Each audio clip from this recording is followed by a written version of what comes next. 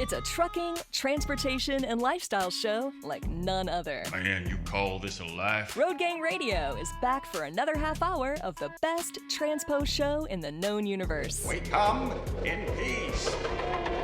Well, actually, we're falling to pieces. Let's see if we can achieve liftoff, Phone Master Dre. That we can into this last hour of live broadcasting with Lindsay Lawler and Jimmy Mac.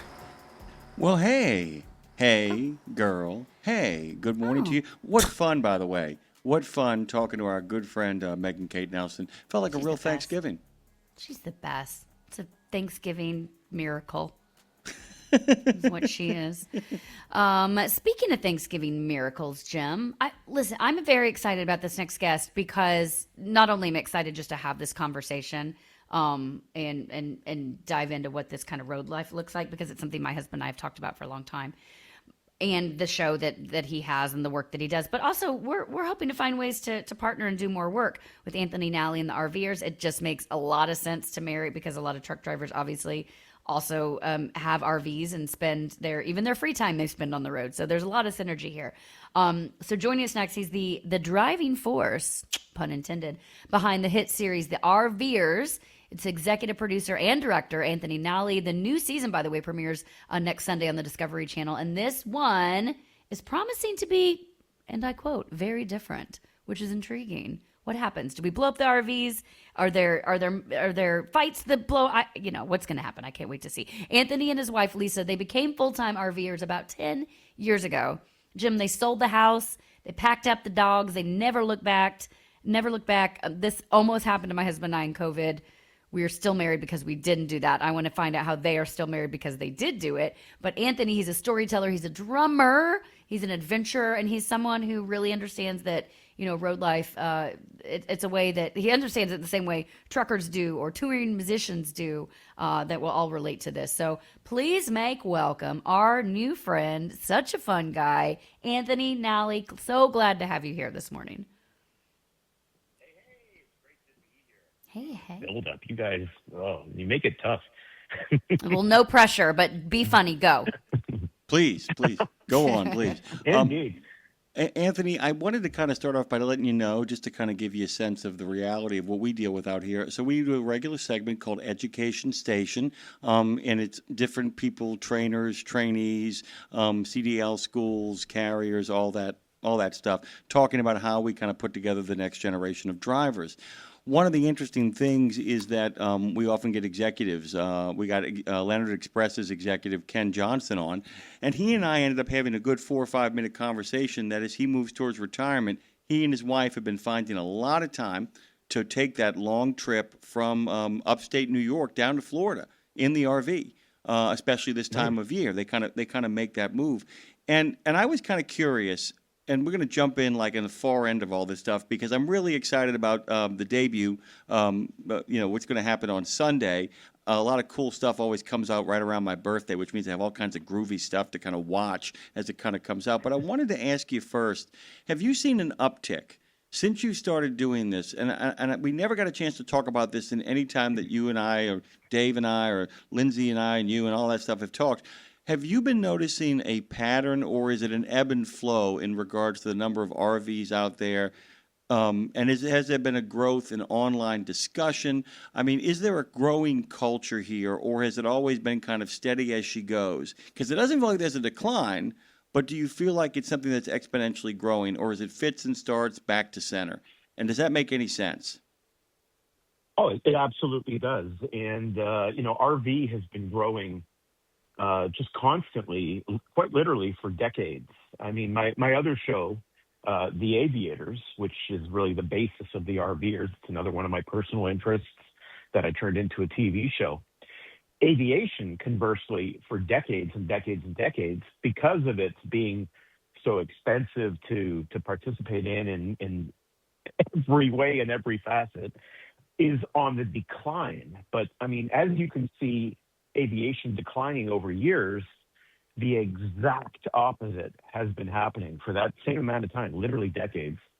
RVing has gone up and up and up. And through COVID, of course, when people were looking for, different ways to be able to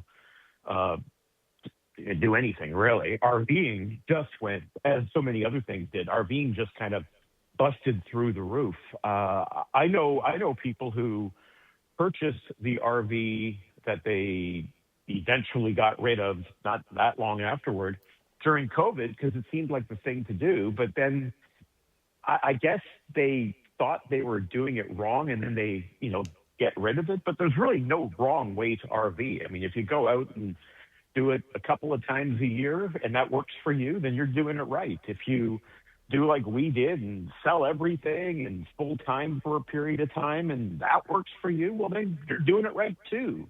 There's really no wrong way to RV except to not participate in RVing if it's something that you want to do. So many times people have come up to me and said, you're living my dream, or, hey, when I retire, I want to do something like that.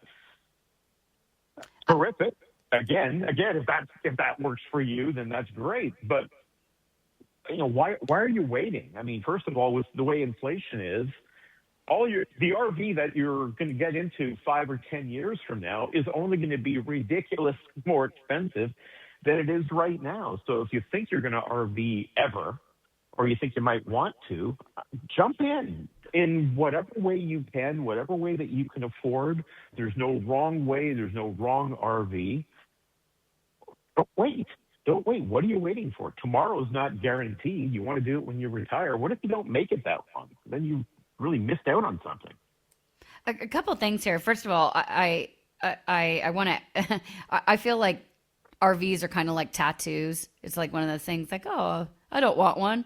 Oh, I got one. Oh, I want them all now. Like, that's how I feel like I would be, which is kind of why my husband and I haven't dipped our toe in yet. I feel like we will do it, and once we do, we'll be all in. But so maybe, and you just told me, get over yourself, go do it now. But, Anthony, my husband and I, during COVID, we almost sold our house. We were looking at RVs. We were going to sell it. We had a toddler at the time who's now 7, but we almost went all in. And it was funny, as we were looking around, we really did the research, Anthony, and we were looking around, and of course, then we started out RV, and we end up looking at tour buses, full on coaches, motor coaches. And the guy, we were about to pull the trigger, and the guy said to us, "Can I ask you guys a question?" We said, "Yeah."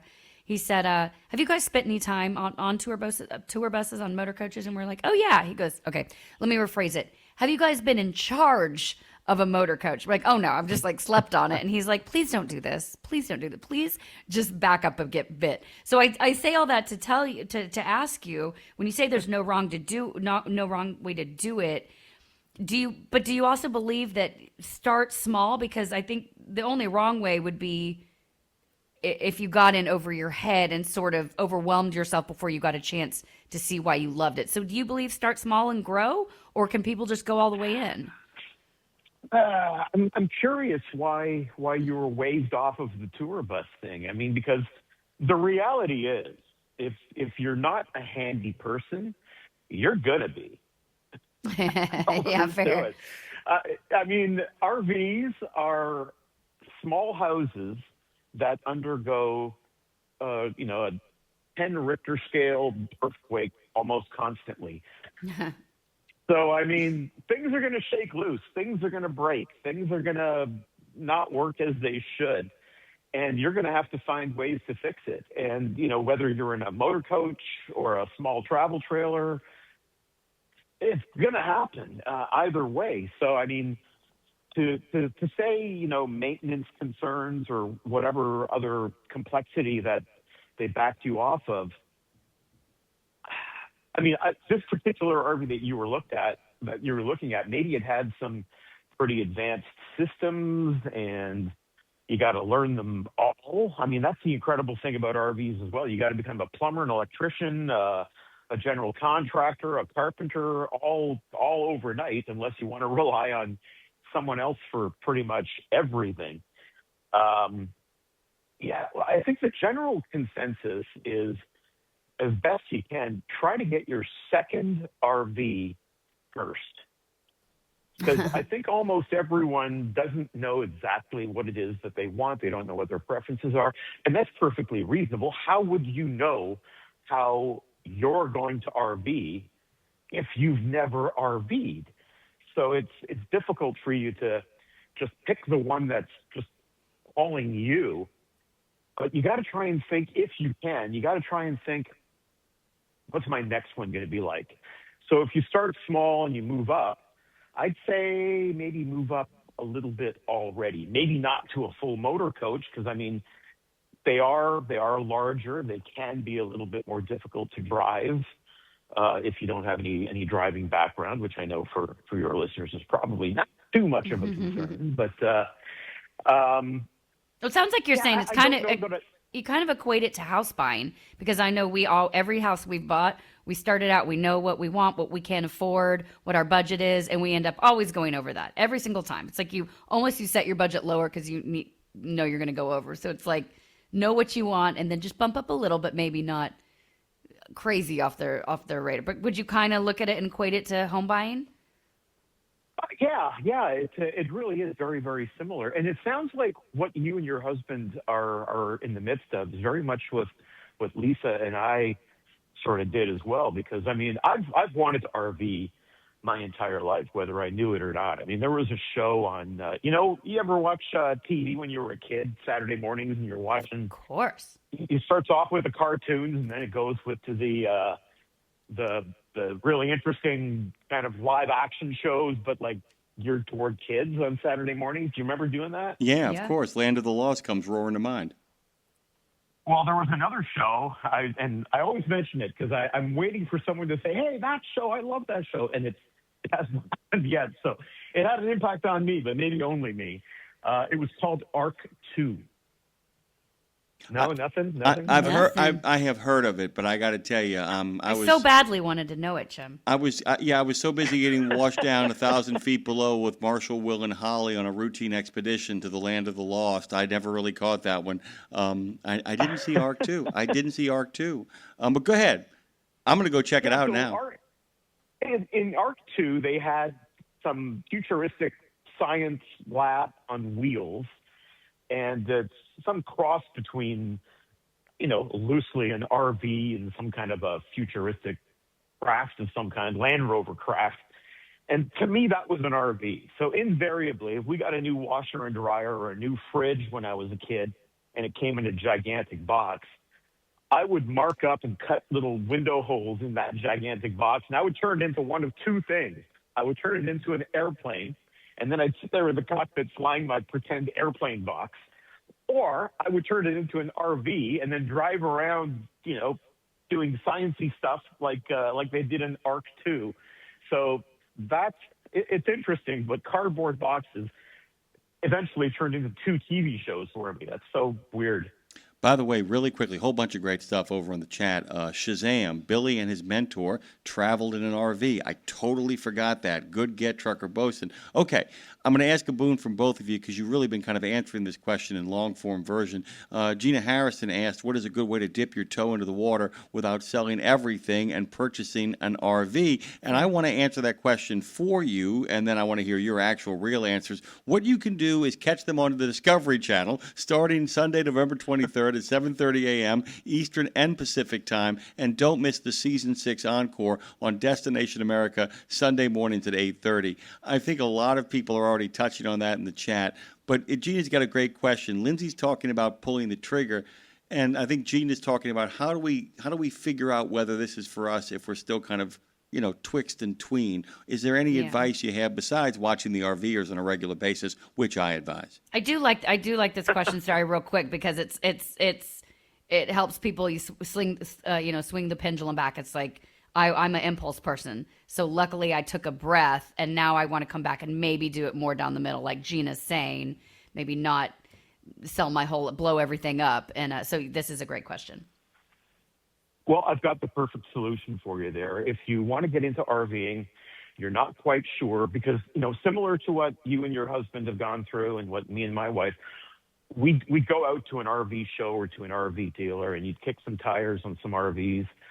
But there's so many different kinds. And even if you've limited yourself to one particular type, like you definitely want a travel trailer or you definitely want a camper van, even within that subset, there's so many different floor plans. And really, my number one recommendation to anybody buying an RV or looking at an RV is shop the floor plan. That is where you're going to spend your time. That's how you're going to interact and engage with your RV. The floor plan really is everything. If there's something about the floor plan you don't like, then you're not going to make it right. And that thing that you don't like is completely different in some other RV. So just keep looking, shop the floor plan. But if you're not sure what the ins and outs are that you might be interested in, I think a great suggestion, one of our sponsors is RV and Go. And that's an RV rental platform. And you can go on RV and Go. You can pick the kind of RV that you think that you might be interested in and rent it for a weekend, rent it for a week, rent it for a month, rent it for as long as you need, and go out and use it and enjoy it and hand it back in when you're done. Mm-hmm. And then think to yourself, what did I like about it? What did I want to make sure that the next time I do this, I get to do again? And what didn't I like about it? What would I change if I had the opportunity? And now you've got a little bit more focus when you're out shopping for an RV. And if you still haven't quite narrowed it down, you can go out and rent a different RV, maybe a completely different RV, and see how that grabs you. You do that a 3 times, and maybe you've really started to fine-tune what your selection criteria could be like. I'm on the site right now. I'm like, maybe this is what I'm going to do for my birthday weekend. Go rent an RV. RVandgo.com, by the way. Our good friend Marshall did make that recommendation, and other people have also kind of chimed in different platforms and areas to kind of let Gina know that is actually a strategy as well. Okay, so tell us a little bit about what people can expect on Sunday, November the 23rd. What are we looking forward to? Give us a little sneak peek at what's on the week. Well, what our viewers have been really clamoring for over the first 6 seasons of the RVers is they love when we introduce other RVers and show their RVs. People like to watch what other people are doing in their RVs, not because they're nosy, not because they're snoopy, but just because they're looking for really, really good ideas as to what they might be able to do themselves. So everybody always wants to see how people have their kitchen set up, how they have their bedroom set up, and just little odds and ends in your RVs.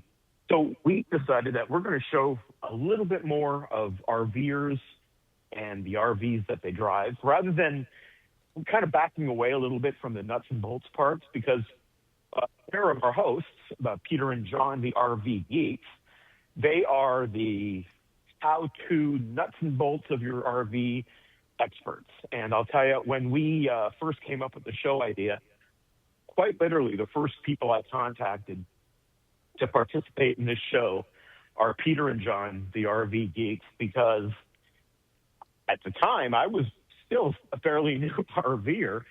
And I mean, a lot of what I learned about RVing came from RV Geeks videos. They're just unbelievable. So I had to have them on the TV show. And I was thrilled when I contacted them, and they said, and I was actually thrilled that they knew who I was, because Peter's a pilot and he was a fan of the Aviators. So when Anthony Nalli from the Aviators was calling, he said he was all starstruck. And here I'm talking to Peter from the RV Geeks, and I was all starstruck. And here we were starstruck talking to each other. It was so funny. But we are actually starting the season by doing a feature on the RV Geeks. And so that's going to be really, really interesting. And following that feature this Sunday is going to be another feature on a legendary name in RVing, and that's Kimmy King, who is the daughter of legendary Kenny King of the Quartzsite Sports and RV show that happens at the beginning of every year in Quartzsite, Arizona. You guys familiar with that show? I'm not. I am. This is this is a really kind of amazing lineup you've kind of put together for all the people who kind of want to tie all these worlds together. I mean, and of course it was the design. I mean, you kind of mentioned that. It's like bringing the worlds together, right? I mean, that's just kind of the thrust of it, right? Yeah, that's exactly it, And, Quartzsite is some tiny little town in the middle of Arizona. It's got a population of, something like 1,200. But for that week, when the Quartzsite RV show is happening, the population shoots up to over 1 million. And there's RVs, boondocking all over the place. All the RV parks are full. And I'll tell you, if you have a type of RV, I'll tell you, there's a group gathering of that type happening at Quartzsite. It happens every year, and it's unbelievable. You got to do it. If you're an RVer, you got to do it. It's legendary. It really is. And it started off as really not much of anything, and it just turned into the giant monster that it is now. And Timmy will tell you all about it. And Kenny King, who is no longer with us, unfortunately, he got the whole thing started, and we pay some tribute to him too. Well deserved. I love all this, Anthony, because you're tying in. I think you really are inspiring people without being like, oh, just go do it. Like you're giving sort of the, I think the core value and inspiration around it. But it really comes down. A big factor of it is community outside of the open road and freedom. There's such a community aspect of this that you guys highlight in the show, that you highlight in your community. That follows you. And I love, by the way, the fact that you're also a drummer and the music piece, because the visual of people, pulling into campgrounds, we've had some people that have called in before and saying, like we've made some of our best friends that we've met at these RV stops where we get out and, commune over a fire at night and play music or have a drum circle or whatever. So just talk about the community aspect, because again, a lot of our audience, they spend a lot of time alone on the road in their work as a truck driver, but love the road. And this is a way they can kind of marry all their worlds of the road, but not be alone all the time. So talk about that community, the people that you meet at the stops along the way. Well, the RVing community is one of the most generous communities that exists. I mean, I mentioned already that if you're not handy, you better learn to be.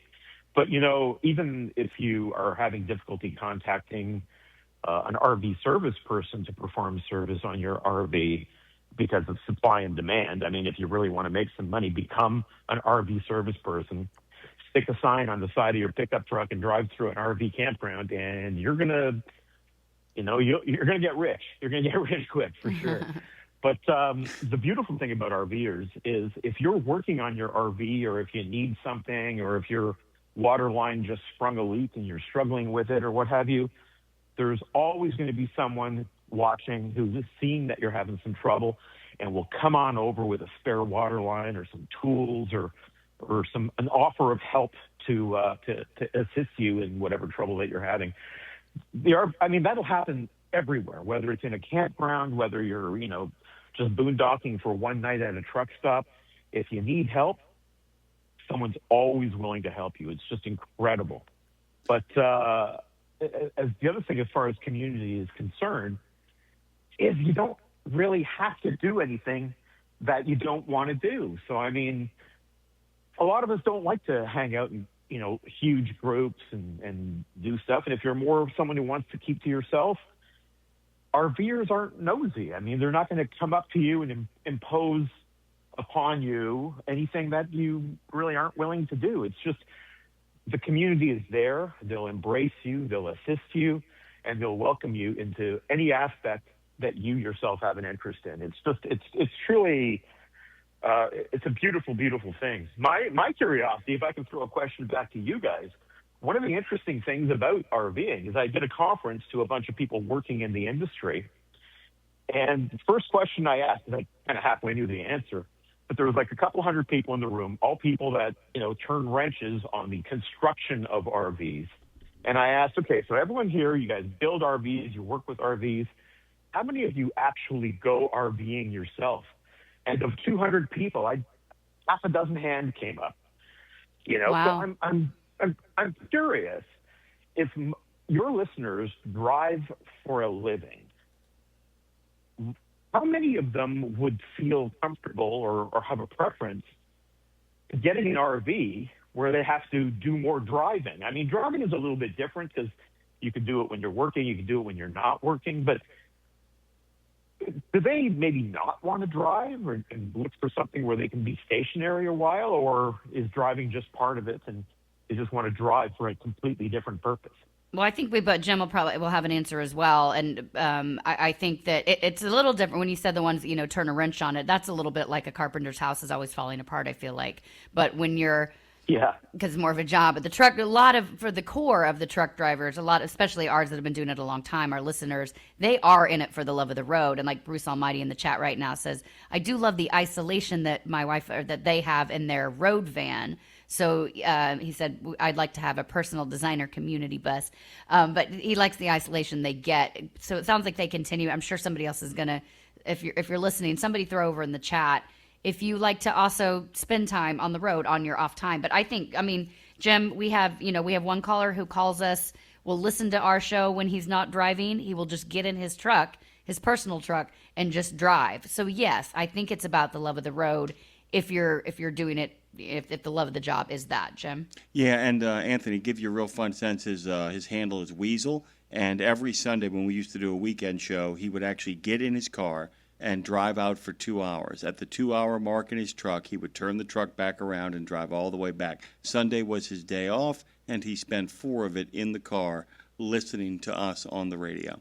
I can't tell you the number of people who we've actually spent time with on the phone who have talked about different numbers of wheels for therapy that don't involve 18. 2-wheel therapy comes up a lot as well, too.